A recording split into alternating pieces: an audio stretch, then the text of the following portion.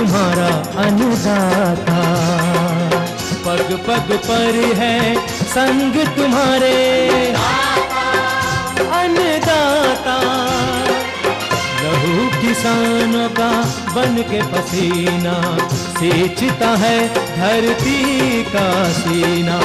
मेहनत का तेरी हक दिलवाने, नई तकनीक नई खोज बताने। पशुधन को गुणवान बनाना, पौध सुरक्षा को सिखलाना, खेती के सब गुर समझाने, भारत का सरताज बनाने। आठों पहर है संग तुम्हारे अन्नदाता, अन्नदाता।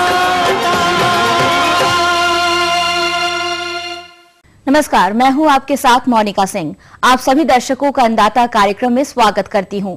हर रोज की तरह कार्यक्रम में हम लेकर आते हैं खेती बाड़ी से जुड़ी हुई बहुत सी लाभकारी जानकारियां। तो चलिए सबसे पहले देखते हैं क्या है विशेष आपके लिए आज के कार्यक्रम में। दुधारू पशुओं का टीकाकरण कब व कैसे कराएं?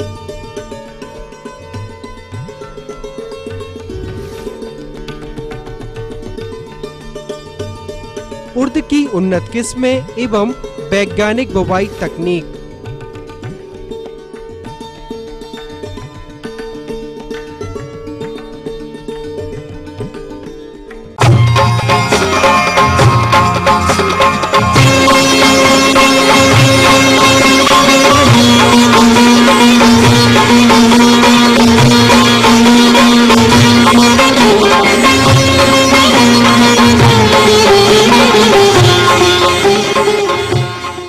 किसान भाइयों, मौसम बदल रहा है और तापमान में धीरे धीरे बढ़ोतरी भी हो रही है, जिसके कारण विभिन्न रोग जनक वातावरण में सक्रिय हो जाते हैं, जिसकी चपेट में सबसे ज्यादा पशुपालन व्यवसाय आता है, जिसके कारण पशुओं में मुंहपका, खुरपका, गला घोंटू, लंगड़ी बुखार जैसे रोगों का प्रकोप हो जाता है और समय रहते पशु का इलाज नहीं हुआ तो बहुत कम समय में पशु की मौत भी हो जाती है। अतः इस प्रकार की खतरनाक रोगों के इलाज से बेहतर बचाव ही है, जिससे कि दुधारू पशु इन रोगों के चपेट में ही ना आए। इस हेतु पशु में रोगों के रोकथाम हेतु टीकाकरण ही समुचित उपाय है।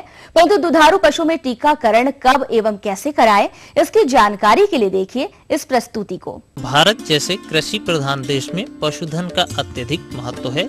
ग्रामीण क्षेत्र में तो पशुधन ही कृषि अर्थव्यवस्था की रीढ़ है।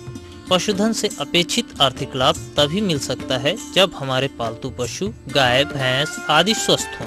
स्वस्थ पशु ही अच्छे उत्पादक हो सकते हैं तथा उनकी कार्य क्षमता भी उत्तम होती है। पशुधन में कुछ ऐसे संक्रामक रोग होते हैं जिन्हें मात्र नियमित समय पर टीकाकरण करवा के रोका जा सकता है। संक्रामक रोग जीवाणु जनित अथवा विषाणु जनित हो सकते हैं, जो एक पशु से दूसरे पशु में दूषित आहार, चारा, घास, दाना, पानी, बिछावन, हवा आदि से फैल सकते हैं। कुछ संक्रामक रोग इस प्रकार हैं: गला घोंटू या घुरका रोग, यह जीवाणु जनित रोग है। भैंसों में यह रोग अन्य पशुओं की अपेक्षा अधिक घातक होता है। भैंसों के गले में सूजन हो जाती है जो मुंह के आसपास और गर्दन तक तथा कभी कभी अगली टांगों और कंधों तक फैल जाती है। सांस लेने में पशु को कष्ट होता है और कष्टपूर्ण आवाज सुनाई देती है। मुंह से लार टपकती रहती है। बहुत तेज बुखार हो जाता है। इस रोग का आक्रमण इतना तेजी से होता है कि उपचार का समय ही पशुपालकों को नहीं मिलता। इस संक्रामक रोग से बचाव हेतु पशुओं को मई माह में प्रतिवर्ष रोग बचावकारी टीका लगवाएं। टीका लगवाने से गाभिन अथवा दूध देने वाले पशुओं के स्वास्थ्य पर कोई बुरा प्रभाव नहीं पड़ता। पशुओं को सूखे, धूप वाले, हवादार मकान में रखा जाना चाहिए। अब आइए बात करते हैं खुरपका या मुंहपका रोग के बारे में। पशुओं का यह प्राचीन विषाणु जनित संक्रामक रोग है जो गाय, भैंस, भेड़, बकरियों में होता है। संकर नस्ल के तथा विदेशी पशु इससे ज्यादा पीड़ित होते हैं। जो पशु इस रोग से पीड़ित होकर ठीक हो जाते हैं वे बहुत कमजोर और खेती बाड़ी के लायक नहीं रहते हैं। दुधारू पशुओं का दुग्ध उत्पादन कम हो जाता है। यह रोग बीमार पशु के संपर्क में आने से या दूषित पानी, घास, भूसा, चारागाहों द्वारा फैलता है। इस रोग के आरंभ में पशु कांपता है, उसे बुखार आता है, मुंह गर्म लगता है एवं मुंह से लार टपकती रहती है। जीभ पर भी छाले पड़ जाते हैं जो फटकर एक गहरे और बड़े आकार के घाव का रूप धारण कर लेते हैं। गाय के थनों पर भी फफोले आ जाते हैं। पीड़ित पशु के मुंह को 2% फिटकरी के घोल या 0.1% पोटेशियम परमैंगनेट घोल से धोना चाहिए। खुरों को फिनाइल से साफ करना चाहिए। इसके बचाव हेतु नियमित टीकाकरण आवश्यक है। पहला बचाव टीका 4 सप्ताह की आयु होने पर, दूसरा टीका पहले टीके के 6 सप्ताह पश्चात तथा तीसरा टीका दूसरे टीके के 6 माह बाद और इसके पश्चात हर वर्ष टीका लगवाना चाहिए। संकर प्रजाति अथवा विदेशी प्रजाति के पशुओं को यह टीका प्रति वर्ष 2 बार 6 माह के अंतर पर लगवाना चाहिए। अगला प्रमुख रोग है लंगड़िया या लंगड़ा बुखार, जिसे ब्लैक क्वार्टर के नाम से जानते हैं। बरसात में होने वाला यह जीवाणु जनित रोग जो युवा पशुओं बछड़े बछियों में अधिकतर होता है। कई बार बछड़े बछियां अचानक ही पिछली टांगों से लड़खड़ाने लगती हैं और उनके पुट्ठों में सूजन आ जाती है। इसे फड़ सूजन या पुट्ठा सूजन रोग भी कहते हैं। इसमें एक प्रकार की गैस भी पैदा होती है और दबाने पर चर्र चर्र की आवाज आती है। इस रोग का लक्षण प्रकट होने के 2 से 3 दिन के अंदर पशु की मृत्यु अवश्य हो जाती है। यह रोग गौ पशुओं का अत्यधिक संक्रामक रोग है। बरसात शुरू होने से पहले रोग फैलता है। अधिक संभावना अप्रैल से जून माह के बीच रहती है। इस गंभीर रोग से बचाव हेतु एकमात्र उपाय नियमित टीकाकरण है। 4 माह से 3 वर्ष के सभी गौ पशुओं को प्रतिवर्ष यह टीका मई माह में अवश्य लगवाना चाहिए।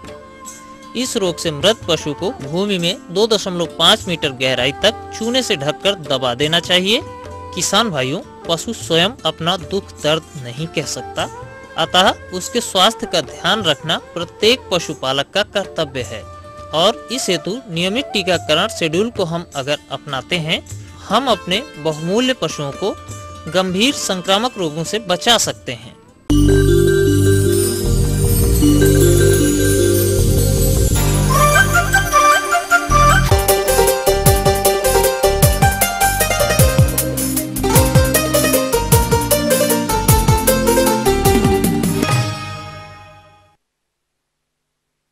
किसान भाइयों, दलहन की खेती करने से जहां एक तरफ मानव आहार में प्रोटीन की पूर्ति होती है, वहीं दूसरी तरफ भूमि की भौतिक दशा में सुधार होता है।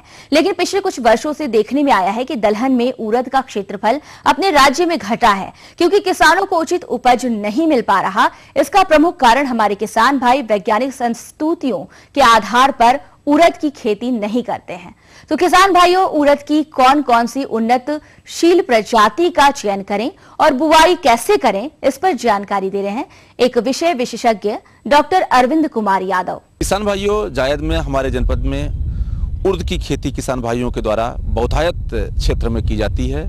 हमारे किसान भाइयों के द्वारा इसकी खेती मुख्यतः बीज उत्पादन और अपने दलहन के उपयोग के साथ साथ कुछ क्षेत्रों में ऐसा है जहां पर हमारे किसान भाइयों के द्वारा इसको हरी खाद के रूप में भी प्रयोग किया, फलियां तोड़ ली जाती हैं और जो अवशेष बचता है उसको हरी खाद के रूप में हमारे किसान भाइयों के द्वारा प्रयोग में किया जाता है।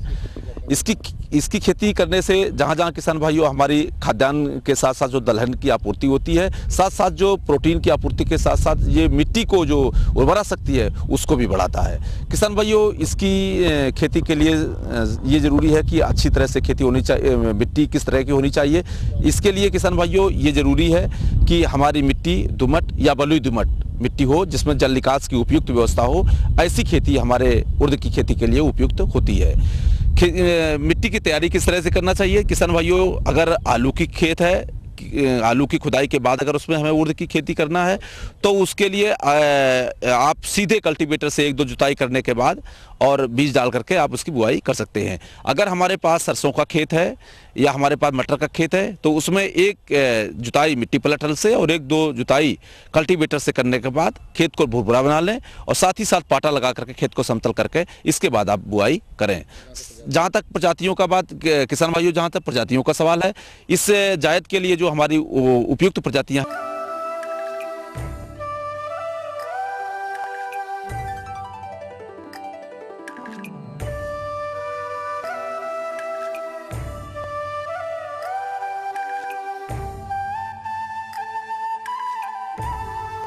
दर की बात आती है तो चूंकि जायद में हमारा उर्द होता है उसकी बढ़वार बहुत अच्छी नहीं होती है, तो इसमें 25 से 30 किलो उर्द की मात्रा प्रति हेक्टेयर की दर से अगर प्रयोग किया जाए तो वो जो प्लांट पॉपुलेशन होती है प्रति हेक्टेयर वो पर्याप्त रहती है।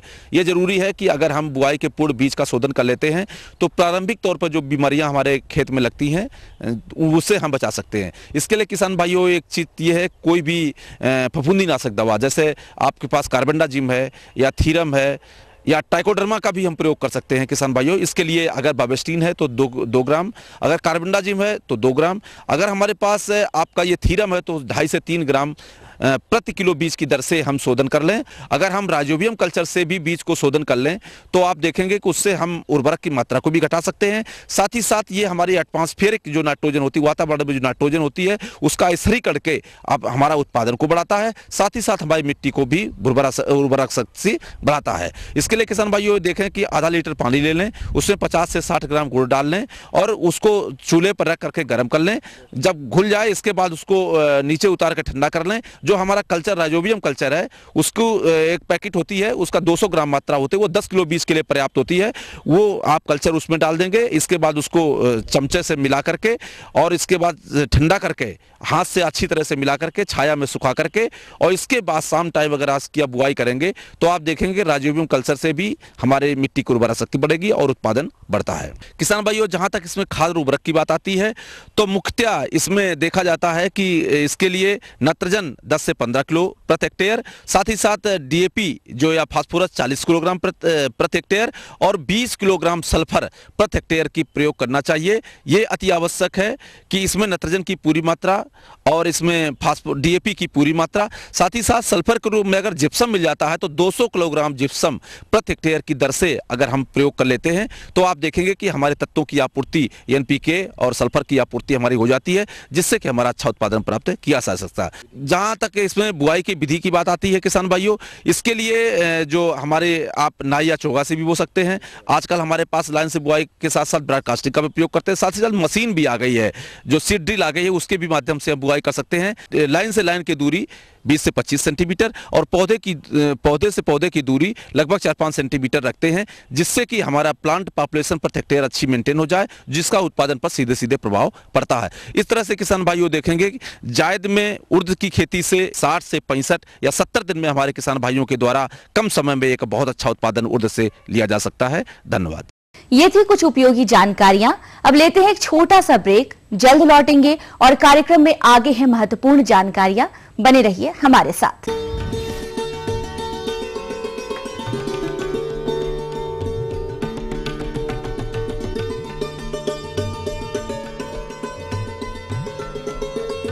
जोहार झारखंड में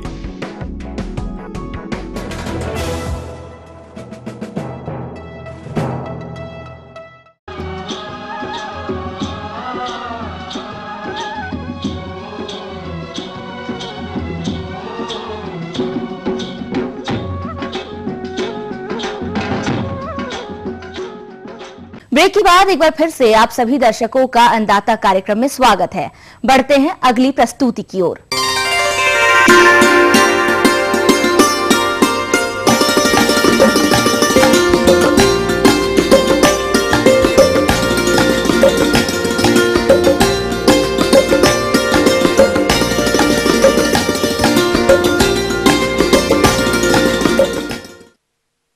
प्रदेश के जिन किसानों ने फूलों में गेंदा की रोपाई की होगी, उनकी फसल अभी बढ़वार की विभिन्न अवस्थाओं पर होगी और इस फसल से फूलों की अधिक संख्या तभी संभव है जब आप गेंदा की फसल में किए जाने वाले समसामयिक कार्यों को अमल में लाएं। अतः किसान भाइयों, गेंदा की फसल में कौन कौन से कार्यों को कब और कैसे करना है, इसकी जानकारी के लिए देखिए कार्यक्रम का ये अंश। हमारे जिन किसान भाइयों ने गेंदा फूल की रोपाई की होगी, उनकी फसल इस समय वानस्पतिक वृद्धि की अवस्था लिए खेतों में खड़ी होगी। किसान भाइयों, गर्मी के मौसम में गेंदे की फसल में सिंचाई करते रहने के कारण विभिन्न प्रकार के खरपतवार भी उगाते हैं, जो कि फसल से उर्वरकों के लिए प्रतिस्पर्धा करते हैं। तो किसान भाइयों, आप समय समय पर खुरपी के माध्यम से इन खरपतवारों की निराई गुड़ाई करते रहें। इसके लिए प्रथम गुड़ाई पौध रोपाई के 20 से 25 दिन बाद तथा दूसरी निराई गुड़ाई 40 से 45 दिन की अवस्था पर की जाती है। यदि फसल खरपतवारों से मुक्त रहती है तो कीट एवं रोगों का प्रकोप कम होता है और अच्छे उत्पादन की प्राप्ति होती है। अब आइए बात करते हैं उर्वरक प्रबंधन की। गेंदा की फसल से अच्छा उत्पादन प्राप्त करने के लिए 120 किलोग्राम नत्रजन, 80 किलोग्राम फास्फोरस एवं 80 किलोग्राम पोटास प्रति हेक्टेयर की आवश्यकता होती है, जिसमें से फास्फोरस एवं पोटास की पूरी मात्रा का उपयोग पौध रोपाई के समय आधार खाद के रूप में किसान भाइयों ने किया होगा। अब बची हुई नत्रजन की मात्रा को 2 बराबर भागों में बांटकर प्रथम मात्रा का उपयोग पौध रोपाई के 20 से 25 दिन बाद उपरवेशन के रूप में उपयोग करना चाहिए। और हमारे जिन किसान भाइयों की फसल 45 दिन की हो गई हो तो वह नत्रजन की दूसरी मात्रा का भी उपयोग कर सकते हैं। अब आइए बात करते हैं सिंचाई प्रबंधन की। तो किसान भाइयों, गेंदा की फसल को अपेक्षाकृत कम पानी की आवश्यकता होती है, लेकिन अभी गर्मी की फसल होने के कारण फसल की आवश्यकता अनुसार 8 से 10 दिन के अंतराल पर सिंचाई करते रहना चाहिए।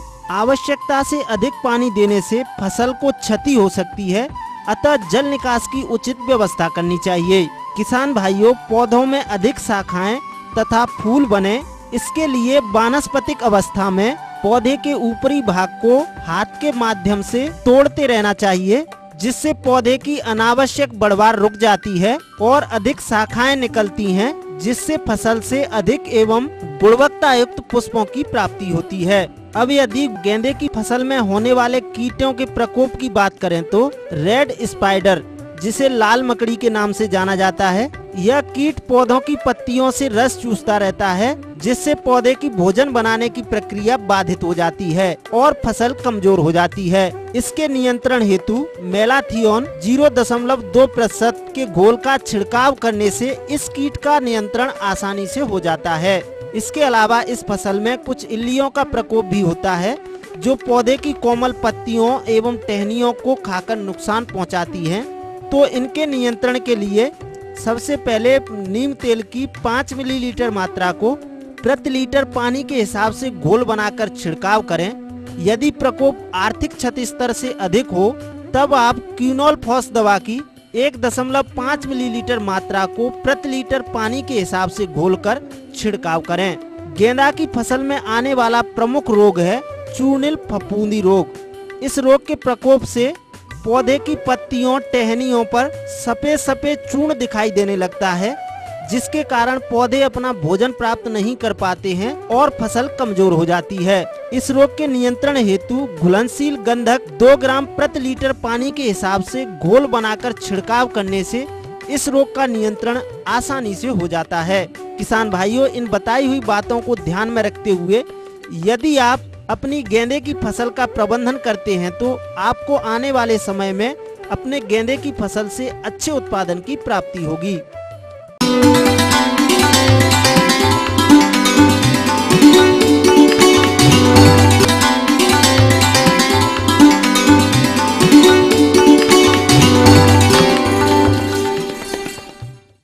अन्नदाता हेल्पलाइन निशुल्क फोन संपर्क सेवा के माध्यम से आपके द्वारा पूछे गए प्रश्नों में से 1 या 2 महत्वपूर्ण प्रश्नों को हम अपने कार्यक्रम में शामिल करते हैं। इसी के तहत आज का चयनित प्रश्न और उसका जवाब इस प्रकार है। ग्राम झंझारपुर, जिला मधुबनी के कृषक हीरा लाल राय, आप अन्नदाता निशुल्क फोन संपर्क सेवा के माध्यम से बोरो धान की फसल में किए जाने वाले शस्य कार्यों के बारे में जानकारी चाहते हैं। प्रस्तुत है कार्यक्रम का यह अंश। बोरो सीजन में हम लोग धान की उसी वैरायटी को रिकमेंड करते हैं जो खरीफ में अर्ली और मीडियम ड्यूरेशन की वैरायटी होते हैं। मतलब 90-95 दिन से लेकर 110 दिन 15 दिन की जो वैरायटी खरीफ में होती है उसी वैरायटी को, और उसमें भी जो नर्सरी स्टेज में उसमें ठंडे बर्दाश्त करने की क्षमता होती है उसी हम वैरायटी को रिकमेंड करते हैं। और उस वैरायटी के तहत आपकी प्रभात आता है रिचारिया, धनलक्ष्मी, राजेंद्र भगवती, पूसा 834, नरेंद्र 97, ये सब वैरायटी जो है उसको टेस्ट किया जा चुका है। वो नर्सरी स्टेज में ठंडा बर्दाश्त करता है और खरीफ में मेन मानसून शुरू होगा उसके पहले यह क्रॉप कट जाता है। सुटेबल वैरायटी का बिचड़ा है वो अब आसानी से अभी भी लगा सकते हैं। लंबे अवधि के किस्मों को हम रिकमेंडेशन नहीं देते हैं क्योंकि किसानों को उसमें बहुत सा प्रॉब्लम को फेस करना पड़ेगा हार्वेस्टिंग के टाइम पर। जो आदमी अपना बोरो धान की रोपाई आज से 20-25 दिन पहले कर चुके हैं उसमें आप इमीडिएट देख लीजिए कि बीच में जो ठंडक की पुनरावृत्ति हुई थी तो उसमें कुछ पौधे मरे होंगे। तो नर्सरी से बिचड़ा उखाड़ करके उस गैप फिलिंग को उसको कर दें। इस तरह से आप गैप फिलिंग कर देने से होता क्या है कि per unit area plant population maintain हो जाता है, उससे यील्ड की जो कमी होती है वो भरपाई हो जाती है। खेत में जहाँ पानी की जरूरत हो पानी दीजिए, खरपतवार अभी कुछ कुछ निकल रहे होंगे उसमें निकौनी भी कर दीजिए। बेहतर ये होता है कि एक बार खुरपी से निकौनी करके तब आप पानी दें और उसके बाद यूरिया का टॉप ड्रेसिंग कर दीजिए, ये निहायत जरूरी है।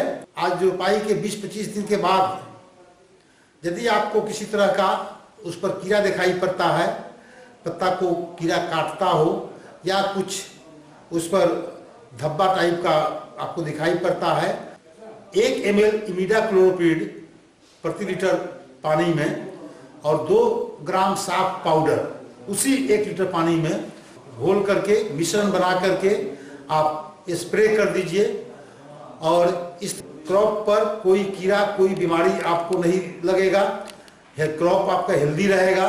देने की जब बात होती है उसमें हम धान की एक जो प्रिंसिपल है उसमें हमको ध्यान देना यही होता है कि खेत में क्रैकिंग नहीं होने दें। खेत में जब क्रैकिंग हो जाता है तो पौधे का जड़ जो है हवा में एक्सपोज हो जाता है, तो जड़ का जो ओरिजिनल काम है जमीन से नमी और भोज्य पदार्थ ऑब्जर्व करके पत्ते तक पहुंचाना, उसमें कमी आ जाती है। खेत को हमेशा मॉइस्ट रखना है और इरिगेशन देने का मतलब कि आप 1 से 2 इंच पानी खेत में लगा दीजिए और इस तरह से आपको 1 सप्ताह तक आपका खेत मॉइस्ट रहेगा। जिला रांची के कृषक सदानंद महतो, आप अन्नदाता निशुल्क फोन संपर्क सेवा के माध्यम से मिर्ची की फसल में समसामयिक प्रबंधनों के बारे में जानकारी चाहते हैं तो आपकी जानकारी हेतु प्रस्तुत है कार्यक्रम का यह अंश। सबसे पहली बात आती है कि आपके खेत में अगर मिर्च लगी हुई है तो आपको निदाई गुड़ाई या जो खरपतवार है उनकी अच्छी तरीके से खेतों से बाहर सफाई करनी है और बाहर करना है ताकि आपके खेत में रोग व्याधियों की समस्या कम से कम आए। और साथ ही साथ जो आपने खाद या उर्वरक दिया है उसकी सही मात्रा सही उपयोग आपके जो मिर्च के पौधे हैं वो कर सकें, इसलिए आपको खरपतवारों को अच्छी तरीके से खेत से बाहर करना है। इसके बाद आती है खेत में पानी की। अगर आपके खेत में आप निरीक्षण करते हैं इस दौरान देखें अगर कहीं पर आपको लगता है कि पानी की कमी है तो भूमि में नमी बनी होना चाहिए, इस बात का ध्यान रखें क्योंकि पुष्पन की अवस्था चल रही है और पुष्प आते समय अगर नमी की समस्या आ जाए तो निश्चित रूप से आपके फूल भी कम आएंगे, साथ ही साथ फूल कम आने से या फूल गिरने की समस्या हो जाएगी और फल भी कम बनेंगे और इससे आपको निश्चित रूप से हानि होगी। तो इस बात का ध्यान रखें कि आप जैसे कि धीरे धीरे अब गर्मी बढ़ना शुरू हो रही है तो आपको खेतों में पानी की मात्रा लगभग हफ्ते 10 दिन में आपको पानी लगातार देते रहना है और खेत की आवश्यकता के अनुसार भी इस बात का भी ध्यान रखते हुए पानी दें। कई बार तो देखा गया है कि जो हमारी मिर्च की फसल है इस वक्त सबसे ज़्यादा रस चूसक कीट जो कि उत्पन्न अवस्था आ रही है और पौधों का विकास भी हो रहा है, तो ऐसे समय में रस चूसक कीटों की समस्या बहुतायत में देखी जाती है जो कि रस चूस लेते हैं पत्तियों के या फूलों के और इससे नुकसान होता है। जैसा कि अभी समय चल रहा है तो इस वक्त एक चुर्रा मुर्रा जो बीमारी एक मिर्च की सबसे प्रमुख हम बीमारी कह सकते हैं जिसका कि वाहक के रूप में जो सफ़ेद मक्खी है ये पूरा चुर्रा मुर्रा की बीमारी को फैलाने में मदद करती है। तो हमें चाहिए कि इस जो सफ़ेद मक्खी है इसकी रोकथाम करें ताकि ये चुर्रा मुर्रा की जो बीमारी है ये कम से कम हमारी मिर्च की फसल में लगे और आपकी फसल बचाव हो सके। इसके लिए आप तो सबसे पहली बात आती है कि हम पहले से इसके लिए आप नीम का तेल 5 ml प्रति लीटर पानी में घोल बनाएं और उसका अगर आप छिड़काव करते हैं तो प्रारंभिक रूप से इस प्रकार के जो कीट हैं रस चूसक इनकी समस्या से निजात मिल जाएगा। साथ ही साथ आप देख रहे हैं कि कई बार समस्या बहुत ज़्यादा हो रही है तो आपको इसको रोकने के लिए रासायनिक दवा की तरफ भी ध्यान दे सकते हैं। इसके लिए आप या तो इमिडाक्लोप्रिड जो दवा है इसकी लगभग 1.5 से 2 ml मात्रा प्रति लीटर पानी में घोल बनाकर अगर आप छिड़काव करते हैं तो आपकी जो मिर्च की फसल में चुर्रा मुर्रा की बीमारी है इससे भी निजात मिल सकती है। इसके साथ ही साथ इस बात का ध्यान रखें कि आपकी फसल में एंथ्रेक्नोज जो है इसमें देखेंगे आप पत्तियों में किनारे में धीरे धीरे सिकुड़न आ जाती है, काला पड़ने लगते हैं और धीरे धीरे पत्तियां सिकुड़ने लगती हैं और सूख कर गिर जाती हैं। इससे भी प्रकाश संश्लेषण की समस्या आएगी, पौधों को भोजन प्राप्त करने में समस्या आएगी और आपके पौधों में जो पुष्प हैं वो भी धीरे धीरे कम होते जाएंगे, गिरते जाएंगे। तो इसके लिए आप दवा जो है उसमें मैनकोजेब जो दवा है उसकी लगभग 2 ग्राम मात्रा प्रति लीटर पानी में घोल बनाएं और उसका अगर आप छिड़काव करते हैं तो आपको एंथ्रेक्नोज जो बीमारी है उससे मिर्च की फसल को फायदा हो सकता है और आपकी जो समस्या आ रही है उनसे निजात मिल सकती है। किसान भाई, कई बार देखा जाता है कि खेतों में हमारे जो मिर्च की फसल लगी है तो कई बार फूलों के गिरने की समस्या भी देखी जाती है और फूलों को गिरने से बचाने के लिए प्लानोफिक्स जो पौधवर्धक है इसकी लगभग 4.5 ml मात्रा प्रति 10 लीटर पानी में घोल बनाकर इसका छिड़काव करें तो आपको निश्चित रूप से आपके जो पौधों से फूल गिर रहे हैं इसकी समस्या से निजात मिल सकती है और आप मिर्च की फसल का अच्छा उत्पादन प्राप्त कर बाजार में अच्छा भाव प्राप्त कर अच्छा लाभ कमा सकते हैं।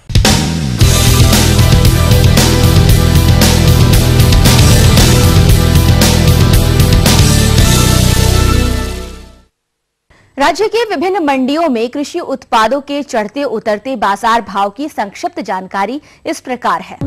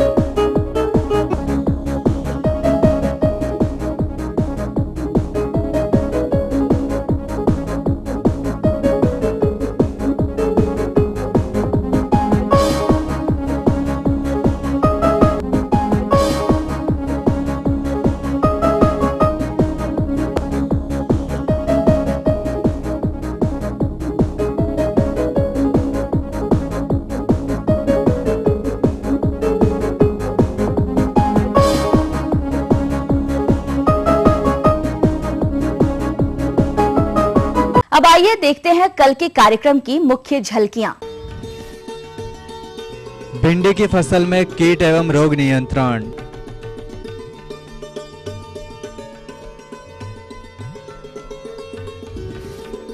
सोलर पंप यंत्र पर जानकारी,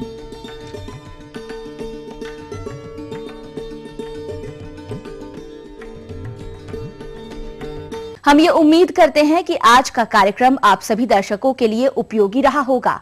किसान भाइयों, अन्नदाता आपकी सेवा के लिए संकल्परत है। कृषि संबंधित समस्या एवं सुझावों के लिए आप हमें इस पते पर संपर्क कर सकते हैं। प्रोड्यूसर अन्नदाता, ETV Bihar Jharkhand, Ramoji film city Hyderabad 501512। साथ ही आप हमें ईमेल भी कर सकते हैं। हमारा ईमेल है annadatabihar@etv.co.in। इसके अतिरिक्त आप हमें निःशुल्क हेल्पलाइन नंबर 1800-425-4085 पर दोपहर 2 से 3 बजे के बीच संपर्क कर सकते हैं। फिलहाल अन्नदाता की पूरी टीम को इजाजत दीजिए। कल फिर इसी समय आपसे मुलाकात होगी कृषि संबंधित कुछ और रोचक जानकारियों के साथ। नमस्कार।